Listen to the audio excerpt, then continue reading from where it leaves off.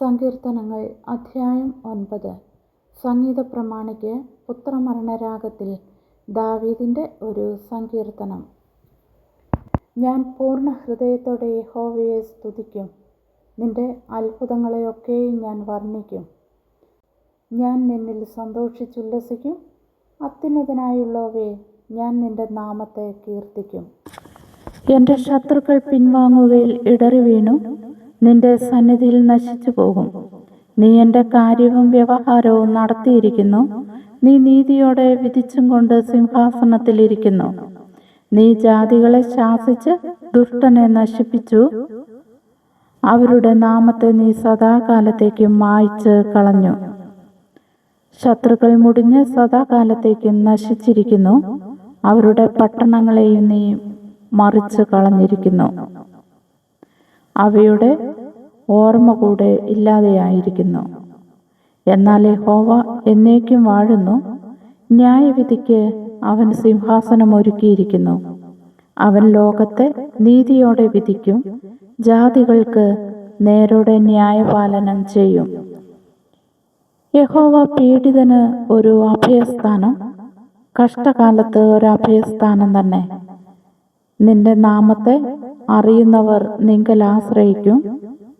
യഹോവേ, നിന്നെ അന്വേഷിക്കുന്നവരെ നീ ഉപേക്ഷിക്കുന്നില്ലല്ലോ.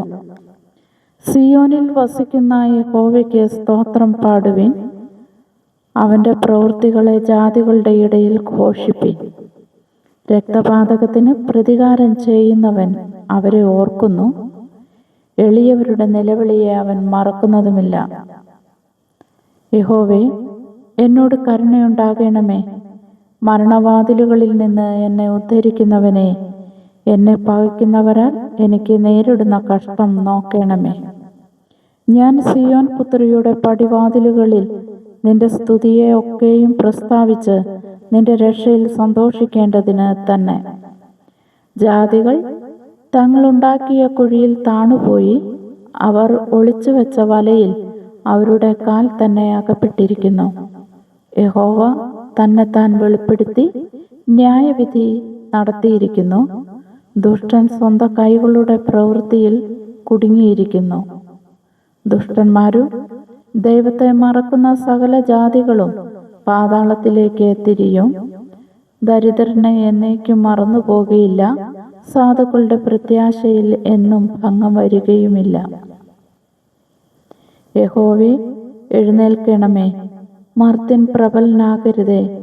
ജാതികൾ നിന്റെ സന്നിധിയിൽ വിധിക്കപ്പെടുമാറാകട്ടെ.